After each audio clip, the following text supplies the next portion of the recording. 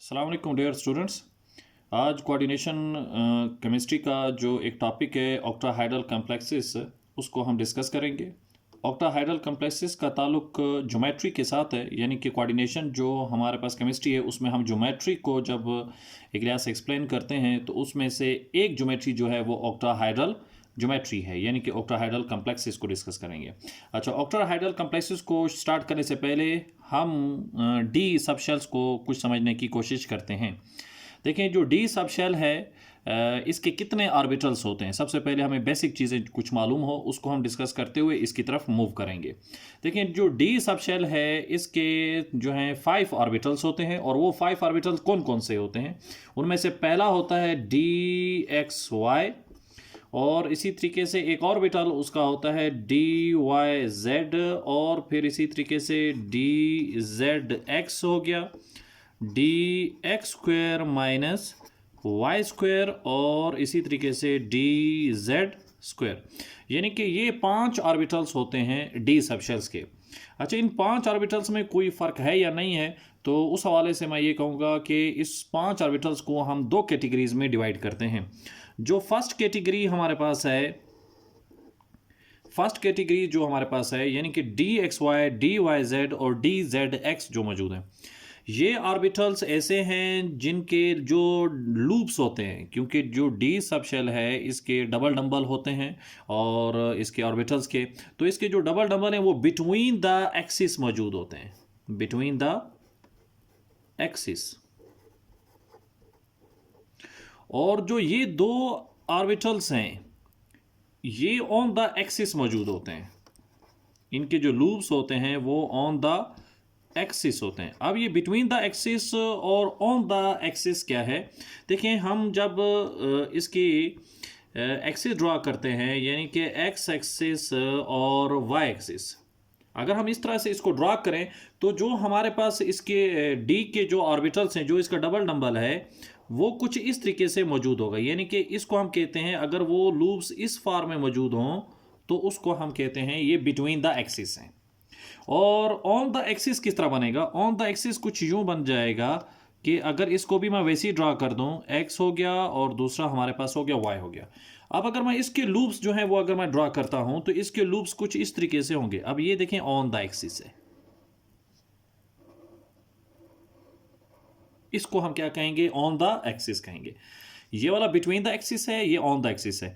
ये तीनों ऑर्बिटल जो हैं इनके जो लूप्स होते हैं वो बिटवीन द एक्सिस होते हैं और इसके लूप्स ऑन द एक्सिस होते हैं। अब क्योंकि कॉम्प्लेक्सेस हम पढ़ रहे हैं, कॉम्प्लेक्सेस जो है वो कोऑर्डिनेशन एक लिहाज से केमिस्ट्री की आपके पास जो है एक लिहाज से टॉपिक है, और उसमें भी ज्योमेट्री का ये एक टॉपिक एक लिहाज से है।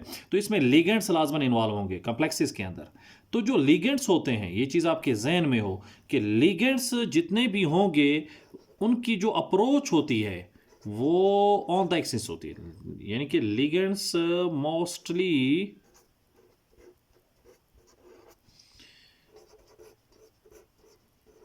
Approach on the axis, ligands on the axis approach करते हैं। यानी कि लिगेंड्स ये ख्वाहिश होती है कि वो डी सबशेल्स के उस ऑर्बिटल्स के साथ कोऑर्डिनेट कोवेलेंट बॉन्ड बनाएं जो ऑन द एक्सिस हैं, यानी कि इनके साथ। इसलिए ज़्यादातर जो ज्योमेट्री में जो डी सबशेल के ऑर्बिटल इन्वॉल्व होते हैं वो ये 2 इन्वॉल्व होते हैं, ऑन द एक्सिस वाले, D X square minus Y square और डी जेड स्क्वायर वाले इन्वॉल्व होते हैं। तो ये तो डी सबशेल्स का इंट्रोडक्शन हो गया कि इसके 5 ऑर्बिटल थे, 3 जो हैं वो बिटवीन द एक्सिस वाले हैं, 2 जो हैं वो ऑन द एक्सिस वाले हैं। अब हम आते हैं लिगेंड्स की तरफ। देखिए, लिगेंड्स किसको कहा जाता है। सबसे पहले हम इस चीज़ को डिफाइन करते हैं कि व्हाट इज़ लिगेंड्स। देखिए, लिगेंड्स की वैसे तो हम इसकी डेफिनेशंस लिख सकते हैं आपके पास डिफरेंट, लेकिन मैं ये कहूँगा कि लिगेंड्स एक ऐसा केमिकल होता है जो कोऑर्डिनेट कोवेलेंट बॉन्ड बनाता है। जो क्या बनाए, कोऑर्डिनेट कोवेलेंट, ऐसा केमिकल जो कोऑर्डिनेट कोवेलेंट बॉन्ड बनाता है तो उसको हम क्या कहते हैं, लिगेंड्स कहते हैं। जो कोऑर्डिनेट कोवेलेंट बांड बना सके, वो लिगेंड्स होगा। अब कोऑर्डिनेट कोवेलेंट बांड आपको मालूम है कि एक ऐसा बांड होता है जिसमें एक ही केमिकल जो है वो अपने पेयर ऑफ इलेक्ट्रॉन को डोनेट करके वो एक कंप्लीट बांड बनाता है। तो इसलिए पेयर ऑफ इलेक्ट्रॉन डोनेट वही कर सकेगा, यानी कि वो लिगेंड्स, एक लिहाज से वो केमिकल जो है जिसको हम लिगेंड्स कहेंगे, उसके लिए ज़रूरी है कि उसके पास लोन पेयर मौजूद हो। लोन पेयर, जिसको हम नॉन बॉन्डिंग इलेक्ट्रॉन कहते हैं, अगर किसी केमिकल के पास लोन पेयर मौजूद है तो वो एज अ लिगेंड के तौर पर एक्ट कर सकता है, वो एज अ लिगेंड के तौर पर जो है वो बिहेव कर सकता है। इसी तरीके से अगर किसी केमिकल के ऊपर नेगेटिव चार्ज मौजूद हो, नेगेटिव चार्ज हो यानी कि नेगेटिव स्पीशी हो, तो वो भी एक लिहाज से एज अ लिगेंड्स के तौर पर काम कर सकती है। मतलब ये भी एज अ लिगेंड्स बन सकता है और जिसके पास लोन पेयर हो वो भी लिगेंड्स बन सकता है। अगर यहाँ पर अभी मैं कुछ एग्जांपल दूं लिगेंड्स की, कि लिगेंड्स कौन कौन से हो सकते हैं। देखिए, जो हैलोजेंस हमारे पास हैं वो सारे लिगेंड्स हैं। हैलोजन को हम एक्स से शो करते हैं, इसके ऊपर नेगेटिव चार्ज लगा दूं तो ये लिगेंड्स है हमारे पास। इसी तरह वाटर जो है वो भी एक लिगेंड्स है, क्योंकि इसके पास ऑक्सीजन के बाद लोन पेयर मौजूद होते हैं। फिर अमोनिया जो है NH3, ये भी एक लिहाज से लिगेंड्स ही हमारे पास होता है। फिर इसी तरीके से साइनाइड नेगेटिव, ये भी एक लिगेंड्स है। हाइड्रोक्सल, ये भी एक लिगेंड्स है। तो जिसके ऊपर नेगेटिव चार्ज मौजूद हो या जिसके पास लोन पेयर्स हों तो उसको हम लिगेंड्स कहेंगे। और इसके अलावा हमारे पास लिगेंड्स पॉजिटिव भी हो सकता है, लेकिन जो लिगेंड पॉजिटिव होगा उसमें लाजमन एक ऐसा एटम मौजूद होगा जिसके पास लोन पेयर होंगे। तो लिगेंड्स कौन होता है? जो कोऑर्डिनेट कोवेलेंट बॉन्ड बनाता है। और लिगेंड्स की आपके पास क्या उसकी एक लिहाज से आप कह सकते हैं निशानी है कि उसके पास लोन पेयर हो या नेगेटिव चार्ज उसके ऊपर मौजूद हो। अब हम आते हैं टाइप्स ऑफ लिगेंड्स की तरफ, यानी कि नेक्स्ट जो हमारे पास क्या है वो है टाइप्स ऑफ लिगेंड्स। अब टाइप्स ऑफ लिगेंड्स की तरफ जब आएँ तो इसकी मुख्तलिफ हम कैटेगरी के हिसाब से इसकी टाइप्स लिखते हैं। एक तो ये है कि पॉजिटिव लिगेंड्स, नेगेटिव लिगेंड्स और न्यूट्रल लिगेंड्स, ये भी लिगेंड्स की टाइप्स होगी। एक इसकी है कोऑर्डिनेट कोवेलेंट बॉन्ड बनाने के हवाले से टाइप्स हैं। अब कोऑर्डिनेट कोवेलेंट बॉन्ड बनाने के हवाले से कैसे हैं कि जैसे मोनोडिंडेट होता है, यानी कि अगर ऐसा लिगेंड जो एक कोऑर्डिनेट कोवेलेंट बॉन्ड बनाए वो मोनोडिंडेट होगा। जो दो बना सकता है, मतलब एक ही केमिकल हो लेकिन दो कोऑर्डिनेट कोवेलेंट बॉन्ड बना रहा हो तो वो डाइडिंडेट हो जाएगा। इसी तरीके से हेक्साडिंडेट भी होता है, EDTA। हमारे पास एक कम्प्लेक्स है, एक लिगेंड्स है EDTA जो 6 कोऑर्डिनेट कोवेलेंट बॉन्ड बना सकता है। तो एक तो उस बेस पर टाइप्स है। अब यहाँ पर जो मैं टाइप्स इस पर डिस्कस करने वाला हूँ वो on the basis of D splitting है, यानी कि डी और डी ऑर्बिटल के दरमियान जो गैप होता है तो उस बेस पर हम टाइप्स ऑफ लिगेंड्स यहाँ पे लिखेंगे। अब वो कौन सी टाइप्स है? उसमें से पहली जो टाइप्स है वो एक लिहाज से मैं यहाँ पे लिख रहा हूँ वो है वीक फील्ड लिगेंड्स। और एक हमारे पास होती है इसकी टाइप्स स्ट्रॉन्ग फील्ड लिगेंड। अब वीक फील्ड लिगेंड्स कौन से होते हैं और स्ट्रॉन्ग फील्ड लिगेंड्स कौन से होते हैं? देखिए, इसके एक छोटी सी एक ट्रिक है, या आप समझें कि एक छोटा सा कॉन्सेप्ट है जिसके अंदर बेसिक नेचर ज़्यादा होगा, मतलब जिसके अंदर इलेक्ट्रॉन को डोनेट करने की एबिलिटी ज़्यादा होगी। जिस केमिकल के अंदर इलेक्ट्रॉन डोनेट करने की एबिलिटी ज़्यादा होगी तो वो एक लिहाज से स्ट्रॉन्ग फील्ड होगा, और जिसके अंदर इलेक्ट्रॉन डोनेट करने की एबिलिटी कम होगी वो वीक फील्ड होगा। अगर आप यहाँ पर मैं लिखूँ वीक फील्ड लिगेंड्स में, जैसे हमारे पास हैलोजेंस हैं, हैलोजेंस में आपके पास जैसे क्लोराइड है। क्लोराइड जब उसके ऊपर नेगेटिव चार्ज आ जाता है तो वो स्टेबल हो जाता है, वो वाटर से रिएक्शन भी नहीं करता, मतलब अपना ये इलेक्ट्रॉन डोनेट भी नहीं करता और ये हाइड्रोलाइसिस भी नहीं करता, और ये स्टेबल हो जाता है तो ये अपना इलेक्ट्रॉन इजीली डोनेट नहीं कर सकता या नहीं करता आसानी से, तो इसलिए इसको हम वीक फील्ड लिगेंड्स कहेंगे। इसी तरीके से हमारे पास हो गया ब्रोमाइड हो गया, ये भी क्या है, एक वीक फील्ड लिगेंड्स है। फ्लोराइड हो गया, ये भी वीक फील्ड लिगेंड्स है। OH हो गया, ये भी वीक फील्ड लिगेंड्स है। H2O हो गया, ये भी वीक फील्ड लिगेंड्स हमारे पास है। तो इस तरह के और भी बहुत सारे हैं जो वीक फील्ड लिगेंड्स में आते हैं। अब स्ट्रॉन्ग फील्ड लिगेंड्स में कौन से आते हैं? देखें, स्ट्रॉन्ग फील्ड लिगेंड्स में नाइट्रोजन कंटेनिंग जितने भी लिगेंड्स हैं अक्सर वो स्ट्रॉन्ग फील्ड लिगेंड्स हैं। अब नाइट्रोजन कंटेनिंग कौन कौन से हैं? जिसमें एक आ जाता है NH3 अमोनिया, ये स्ट्रॉन्ग फील्ड लिगेंड्स है। और इसी तरीके से साइनाइड, इसको भी हम स्ट्रॉन्ग फील्ड लिगेंड्स एक लिहाज से कहते हैं। तो और इसी तरीके से कार्बन मोनोऑक्साइड्स हो गया या कार्बोनाइल हो गया, इसको भी हम स्ट्रॉन्ग फील्ड लिगेंड्स कहते हैं। तो एक निशानी ये भी है, स्ट्रॉन्ग फील्ड जो है वो नाइट्रोजन और कार्बन कंटेनिंग है। ये कोई 100% नहीं है, क्योंकि इनके अंदर भी तो लाजमन डिफरेंस होगा, इनमें से एक स्ट्रॉन्ग फील्ड होगा और एक वीक फील्ड होगा, उसकी फिर अलग से एक लिहाज से रीजन है। टाइप्स तो हमने पढ़ ली कि टाइप्स ऑफ लिगेंड्स क्या है, वीक फील्ड लिगेंड्स है और स्ट्रॉन्ग फील्ड लिगेंड जो है वो हमारे पास मौजूद है। अब इनका इंपैक्ट क्या पड़ता है, यानी कि वीक फील्ड लिगेंड्स और स्ट्रॉन्ग फील्ड लिगेंड्स का इंपैक्ट क्या पड़ता है। वो इंपैक्ट कुछ इस तरीके से पड़ता है, अगर यहाँ पे मैं एक लिहाज से स्ट्रक्चर एक ड्रॉ करूँ डी ऑर्बिटल्स का, यानी कि देखें एक डी ऑर्बिटल है वो जब स्प्लिट होता है, इसको आप क्रिस्टल फील्ड थ्योरी में एक लिहाज से पढ़ते हैं। देखिए ये डी ऑर्बिटल है, इसके 5 डी सबशेल है, इसके 5 ऑर्बिटल्स मौजूद है। अच्छा, ये 5 ऑर्बिटल स्प्लिट होते हैं, और स्प्लिट क्यों होते हैं, क्योंकि अभी हम ऊपर डिस्कस कर चुके हैं इसकी 2 कैटेगरीज हैं। एक आपके पास अलोंग द एक्सिस है और एक जो है वो बिटवीन द एक्सिस है। अलोंग द एक्सिस वालों की एनर्जी ज़्यादा होती है, बिटवीन द एक्सिस वालों की क्रिस्टल फील्ड थ्योरी में आप इसको डिटेल में भी पढ़ते हैं।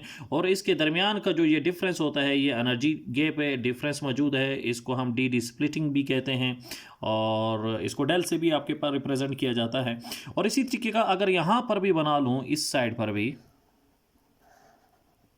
यानी कि इसके 5 जो हैं एक लिहाज से ऑर्बिटल्स थे, और 2 ऑर्बिटल्स इसके हायर एनर्जी लेवल पे चले गए और 3 ऑर्बिटल्स इसके लोअर एनर्जी लेवल पे चले गए, और इसको T2G कहते हैं और इसको हम EG कहते हैं।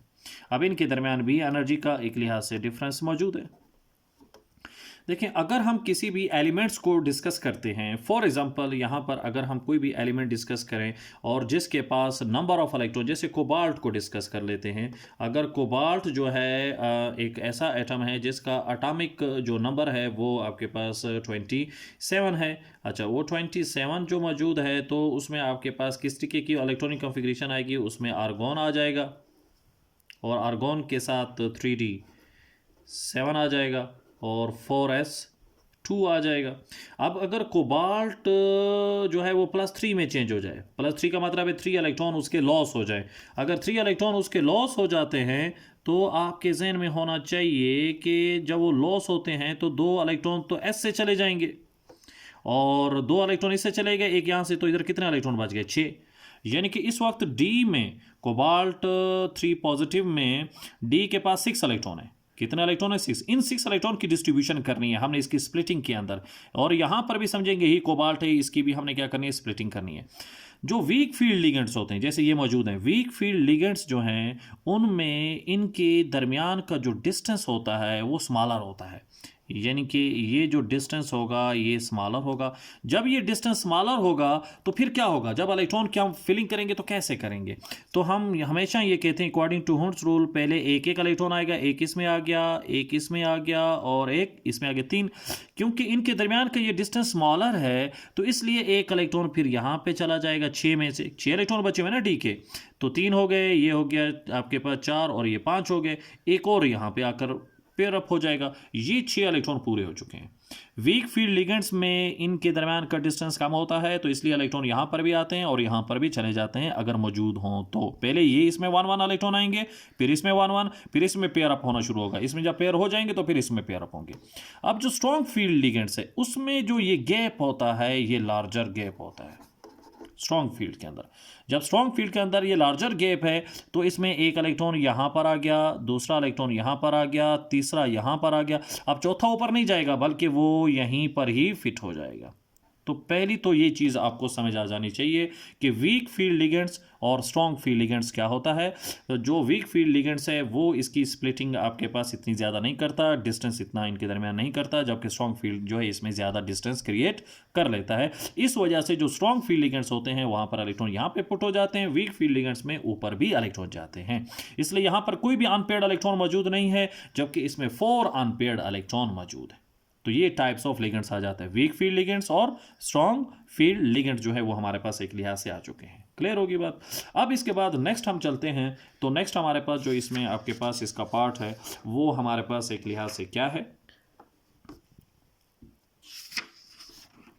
देखें नेक्स्ट हमारे पास ये है कि सबशेल्स इन्वॉल्व्स इन कम्प्लेक्सिस। कम्प्लेक्सिस में कौन से सबशेल्स इन्वॉल्व होते हैं? देखिए अब मैं यहाँ पर कुछ इलेक्ट्रॉनिक कॉन्फ़िगरेशंस लिखता हूँ, उससे आपको ये चीज़ समझ आ जाएगी कि मैं क्या कहना चाह रहा हूँ, कि किन सबशेल्स की बात कर रहा हूँ। कि हमारे पास अगर हम आयरन की बात करें, यानी कि आयरन हमारे पास हो, आयरन का एटॉमिक नंबर होता है 26।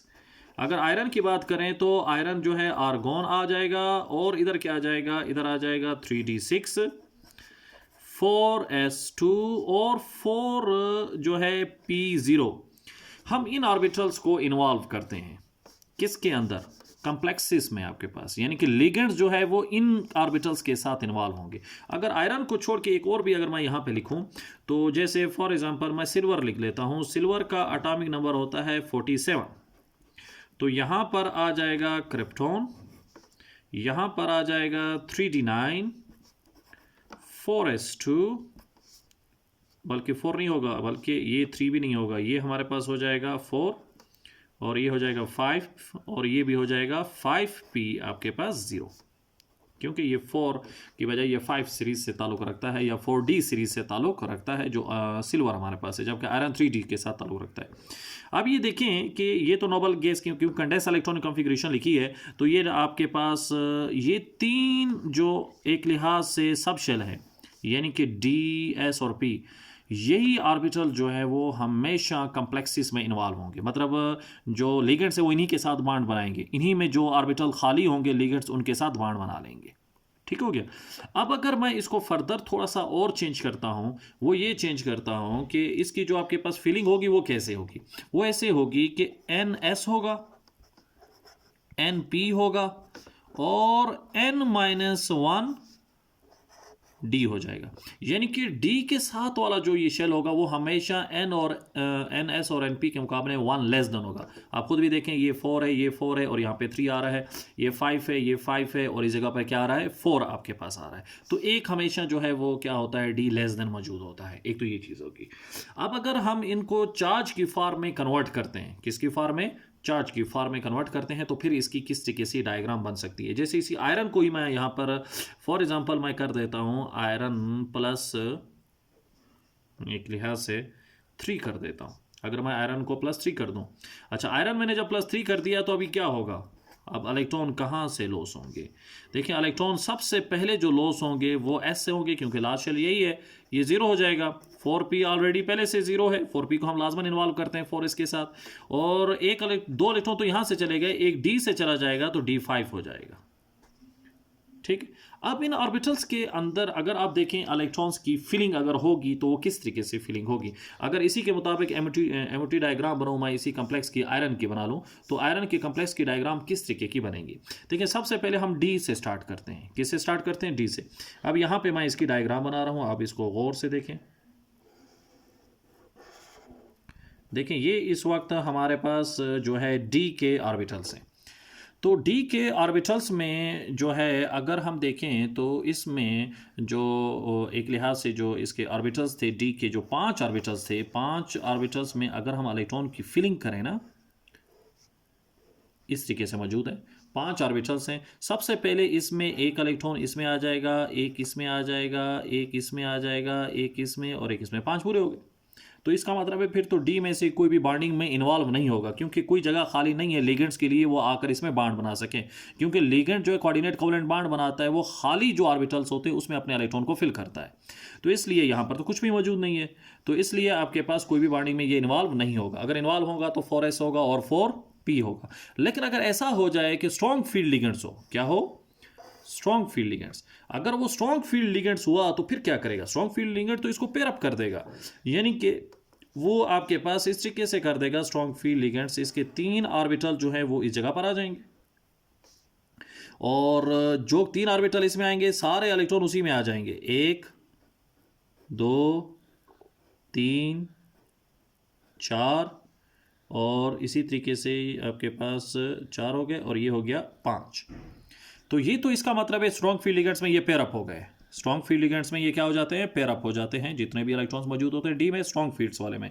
अब जो दूसरे ऑर्बिटल हैं, 2 ऑर्बिटल जो इसके आगे वाले, ये वाले 2 ऑर्बिटल, ये तो पेयर अप हो गए, यहां पर आ गए, यानी कि ये 3 पेयर अप हो गए और 2 बच गए। अब जो 2 बच गए हैं वहां पर लिगेंड्स आकर बांड बनाएंगे। जब लिगेंड्स बांड बनाएंगे तो मॉलिक्यूलर ऑर्बिटल थ्योरी के मुताबिक इसका आपके पास एक तो बन जाएगा बॉन्डिंग मॉलिक्यूलर ऑर्बिटल, यानी कि इसको अगर मैं यहां पर ऐसे ड्रॉ कर दूं, ये हो गया हमारे पास बॉन्डिंग, आपके पास हो गए 2 इसके बॉन्डिंग में चले गए और 2 ही इसमें कहां पे चले जाएंगे, एंटी बॉन्डिंग में चले जाएंगे। इस तरीके से ये हमारे पास इस वक्त डी की शेप बन जाती है। तो हमने कहा कि सिर्फ डी नहीं इन्वॉल्व होता बल्कि 4s भी इन्वॉल्व होता है और 4s की एनर्जी 3d के मुकाबले में ज़्यादा है, इसलिए हम इसको ऊपर लिख देते हैं। यहाँ पे ये मैंने 4s लिख दिया, ठीक हो गया। ये हमारे पास 3d था, ये हमारे पास क्या है, 4s मौजूद है। अच्छा 4s खाली है, इसमें कोई इलेक्ट्रॉन नहीं है, तो इसका मतलब लिगेंड इसको भी ऑक्यूपाई कर सकता है। अगर लिगेंड इसको ऑक्यूपाई करेगा तो इसमें एक इसका आपके पास क्या बन जाएगा, एंटी बॉन्डिंग बन जाएगा। क्या बन जाएगा हमारे पास, एंटी बॉन्डिंग, और एक इसका आपके पास क्या बन जाएगा, बॉन्डिंग में चला जाएगा, यानी कि यहां पर ऐसे हो जाएगा। ये हमारे पास 4s का हो गया, ये आपके पास सिग्मा है और ये आपके पास क्या हो जाएगा, सिग्मा स्टार, क्योंकि एंटी बॉन्डिंग में है। और इसी तरह पी के भी अगर हम ऑर्बिटल्स बनाते हैं तो पी के तो 3 ऑर्बिटल्स मौजूद होते हैं। अच्छा वो 3 में से आपके पास लाजमन जो हैं 3 जो हैं वो एंटी बॉन्डिंग में चले जाएंगे और 3 जो होते हैं इसके वो किस में चले जाते हैं, बॉन्डिंग में चले जाते हैं। इस तरीके से हो गया, मतलब ये डायग्राम का एक हिस्सा बन गया है, ये ट्रांजिशन एलिमेंट्स की डायग्राम बन चुकी है। अब इसके बाद अगर इस कॉम्प्लेक्स के साथ कोई लिगेंड्स मिल रहा है और इस वक्त 6 ऑर्बिटल खाली हैं, यानी कि 1 2 3 4 5 6 ऑर्बिटल खाली हैं, तो हम ये कह सकते हैं कि 6 लिगेंड्स इसके साथ आकर अटैच हो सकते हैं। कितने लिगेंड्स, 6 लिगेंड्स, 1 2 3 4 5 6, ये 6 लिगेंड्स आकर इसके साथ अटैच हो सकते हैं। इसको भी हम इसके साथ अटैच कर देंगे, इसको भी अटैच कर देंगे, इसको इधर भी अटैच कर देंगे, इसी तरह यहाँ से भी अटैच कर देंगे, यहाँ से भी अटैच कर देंगे, यहाँ से भी अटैच कर देंगे। तो ये एमओटी डायग्राम हो जाती है, कॉम्प्लेक्स की जनरल डायग्राम इस वक्त मैंने बनाई है, और वो भी ऑक्टाहाइड्रल के लिए बनाई है। किसके लिए बनाई है, और आपके पास ऑक्टाहाइड्रल के लिए। ऑक्टाहाइड्रल में क्योंकि 6 जो हैं लिगेंड जो हैं आकर बांड बनाते हैं, और 6 लिगेंड उस वक्त बांड बना सकेंगे यहाँ पर जब आपके पास ये होगा कि स्ट्रॉन्ग फील्ड होगा। आयरन के केस में, आयरन के केस में अगर स्ट्रॉन्ग फील्ड लिगेंड्स हुआ तो फिर 6 होगा, अगर वीक फील्ड लिगेंड्स हुआ तो ये तो फिल अप हो जाएंगे, फिर तो पांचों के पांचों इसी लाइन में आ जाएंगे यहीं पर, मतलब वो बॉन्डिंग में इनमें से कोई भी इन्वॉल्व नहीं होगा, सिर्फ ये वाला और ये वाला इन्वॉल्व होगा। यानी कि आपके पास 4s और 4p इन्वॉल्व होगा, 3d इन्वॉल्व नहीं होगा अगर वीक फील्ड लिगेंड्स हुआ। क्या हुआ, वीक फील्ड। अब यहाँ पर 2 एग्जांपल जो हैं वो हम यहाँ पे जो है उनको डिस्कस करते हैं। पहली एग्जांपल जो इसमें आपके पास मौजूद है वो ये वाली है, यानी कि वो हमारे पास है कोबाल्ट F6 है और 3- है।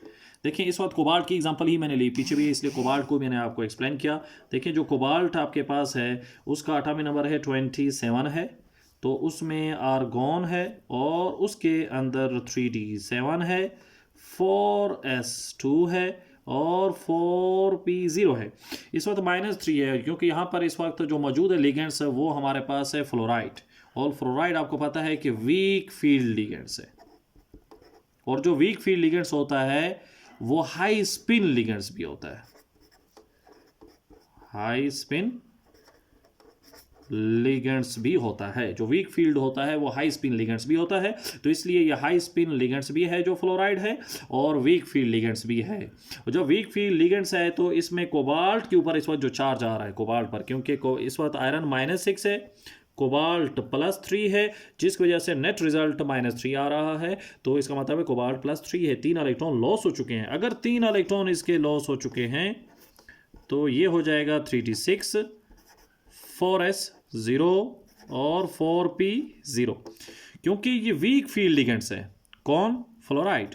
फ्लोराइड वीक फील्ड लिगेंड्स है, तो इसका मतलब है कि जब इलेक्ट्रॉन ये जो d ऑर्बिटल है यानी कि 3d जो आपके पास 6 बचा हुआ है, इसके इलेक्ट्रॉन वीक फील्ड की वजह से एक इलेक्ट्रॉन यहाँ पे आएगा, एक इलेक्ट्रॉन यहाँ पे आएगा, एक इलेक्ट्रॉन यहाँ पर आ गया। कितने इलेक्ट्रॉन्स आपके पास हो गए यहाँ पर इस वक्त, 4 इलेक्ट्रॉन, 3 इलेक्ट्रॉन हमने पुट कर लिए। कितने में से, 6 में से।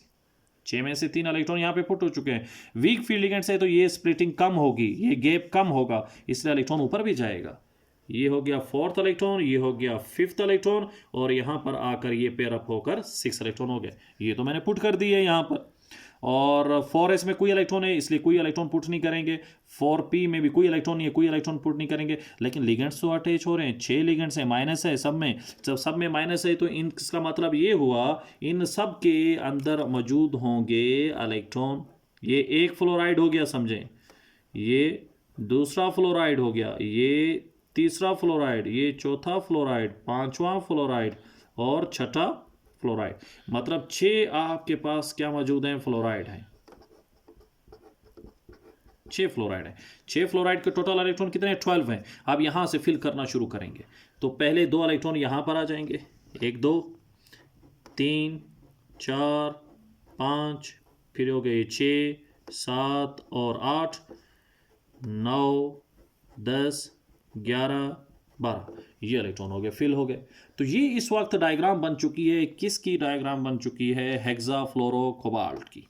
हेक्साफ्लोरोकोबाल्ट की जो है वो हमने डायग्राम यहाँ पे बना ली है। और इसमें ये 6 लिगेंड्स थे। और इसमें जो डायग्राम में जो थोड़ा सा ट्विस्ट है वो यही है कि इसके इलेक्ट्रॉन ऊपर भी जा चुके हैं डी ऑर्बिटल्स के, बाकी इसमें किसी किस्म का कोई भी चेंज मौजूद नहीं है। अब इसी तरीके से एक और एग्जांपल है, इसको भी डिस्कस करते हैं, जो कि हमारे पास क्या है, स्ट्रॉन्ग फील्ड लिगेंड्स है। क्या है हमारे पास, स्ट्रॉन्ग फील्ड लिगेंड्स है। लास्ट एग्जांपल है। अब स्ट्रॉन्ग फील्ड लिगेंड्स को मैं यहां पे ड्रा कर देता हूं। कोबाल्ट था आपके पास और अमोनिया है, 6 है और 3 पॉजिटिव है। देखिए 3 पॉजिटिव इस वक्त भी कोबाल्ट पर, क्योंकि अमोनिया न्यूट्रल है तो ये चार्ज कोबाल्ट की वजह से आ रहा है, 3 आ रहा है। और यहां पर भी कोबाल्ट पर जब 3 चार्ज आया था, तो वो 3d6 हो गया था। इसका मतलब है ये भी आपके पास क्या होगा, 3d6 होगा। जब ये 3d6 है और इस वक्त ये स्ट्रॉन्ग फील्ड लिगेंड्स मौजूद है, क्योंकि यहां पर इस वक्त अमोनिया ने अपने पेयर ऑफ इलेक्ट्रॉन पुट किए हुए हैं कोऑर्डिनेट कोवलेंट बॉन्ड बनाने के लिए। तो कितने इलेक्ट्रॉन उसने पुट कर दिए, क्योंकि 6 दाने हैं तो 12 इलेक्ट्रॉन लाजमन इसमें पुट हो जाएंगे। तो जब 12 इलेक्ट्रॉन पुट हो जाएंगे तो इस वक्त हमारे पास 6 इलेक्ट्रॉन है और ये स्ट्रॉन्ग फील्ड है। जब स्ट्रॉन्ग फील्ड है तो ये सारे इसी में पेयर अप हो जाएंगे, 1 2 3। अब इलेक्ट्रॉन ऊपर जंप नहीं करेंगे। क्यों नहीं करेंगे, क्योंकि यहाँ पे गैप ज्यादा होता है। स्ट्रॉन्ग फील्ड लिगेंड्स में स्प्लिटिंग ज्यादा होती है। जो स्ट्रॉन्ग फील्ड होता है वो लो स्पिन होता है, यानी कि लो स्पिन लिगेंड्स, जो कि स्ट्रॉन्ग फील्ड लिगेंड होता है वो लो स्पिन लिगेंड्स होता है। इसलिए इलेक्ट्रॉन ऊपर नहीं जाएंगे पहले, जब तक ये पेयर अप नहीं हो जाएंगे। ये 4 इलेक्ट्रॉन हो गए, ये 5 हो गए और ये 6, मतलब कोई इलेक्ट्रॉन ऊपर नहीं गया, यहीं पर रहा। अब यहाँ पर ये मौजूद है 12 इलेक्ट्रॉन, इनको फिल करना शुरू करेंगे यहीं से। 1 इलेक्ट्रॉन, 2 3 4 5 6 7 8 9 10 11 और 12, तो ये सारे के सारे फिल हो गए। तो इस तरीके से हमारे पास इसकी भी ज्योमेट्री कंप्लीट हो जाती है। तो हमने जो स्टार्ट लिया था वो लिया था हमने डी सबशेल से, कि डी के कितने ऑर्बिटल्स होते हैं और उसमें से कौन ऑन द लाइन होते हैं, ऑन द एक्सिस होते हैं, कौन बिटवीन द एक्सिस होते हैं। और फिर इनमें एनर्जी का डिफरेंस होता है। जो ऑन द लाइन होते हैं उनकी एनर्जी ज़्यादा होती है, इसलिए उसको हम ऊपर बनाते हैं। बिटवीन द एक्सिस 3 थे और ये बॉन्डिंग में भी इन्वॉल्व नहीं हो रहे। अगर ये बॉन्डिंग में इन्वॉल्व नहीं हो रहे तो फिर इसलिए इन दोनों की एनर्जी बराबर है, क्योंकि किसी भी ऑर्बिटल की एनर्जी उस वक्त चेंज होती है जब वो बॉन्ड बनाता है। जब बॉन्ड बनाएगा तो एनर्जी लेवल चेंज हो जाएगा और उस वक्त उसका बॉन्डिंग मॉलिक्यूलर ऑर्बिटल भी बनेगा और एंटी बॉन्डिंग भी बनेगा। ये सारे सिग्मा हमारे पास बॉन्डिंग मॉलिक्यूलर ऑर्बिटल हैं और ये sigma star anti bonding molecular orbital, इनको हम सिग्मा स्टार कहेंगे जो भी मौजूद है यहाँ। ये सारे के सारे सिग्मा स्टार हैं क्योंकि एंटी बॉन्डिंग है, और ये हमारे पास सिग्मा है क्योंकि ये बॉन्डिंग मॉलिक्यूलर ऑर्बिटल है। और सबसे पहले इलेक्ट्रॉन लोअर एनर्जी से ही फिल करना शुरू करते हैं। इन इलेक्ट्रॉन को हमने यहीं पे फिल किया क्योंकि ये डी के ऑर्बिटल्स थे, उसमें ये बॉन्डिंग में इन्वॉल्व नहीं थे, इसलिए इनकी एनर्जी लेवल बराबर थी। और इन दो की, ये वाला और ये वाला, क्योंकि ये वाले लिगेंड्स के साथ बॉन्ड बना रहे थे इसलिए एक इसका बॉन्डिंग बन गया और एक इसका एंटी बॉन्डिंग बन गया। अगर ये भी बॉन्डिंग में इन्वॉल्व हुए, जैसे टाइटेनियम वाले केस में जो है वो ये वाले भी इन्वॉल्व होते हैं, अगर उसमें हम प्लस इसको आपके पास 3 कर देते हैं तो ये भी इन्वॉल्व हो सकते हैं, तो तब आपके पास इनका एनर्जी लेवल भी चेंज हो जाएगा। मतलब ये इसके स्ट्रेट नहीं आएंगे, इसके एक पार्ट नीचे भी आएगा और एक पार्ट ऊपर भी इसका आ जाएगा। तो ये हमारे पास कोऑर्डिनेशन कॉम्प्लेक्स में ऑक्टाहाइड्रल की ज्योमेट्री इस तरीके से ड्रा करते हैं। अगर आपको इसमें कोई चीज़ ना समझ आई हो तो वो कमेंट्स के ज़रिए से पूछ सकते हैं, और लाजमन आपने इसको, अगर आपने इससे कुछ सीखा है तो आप चैनल को सब्सक्राइब भी कर दें।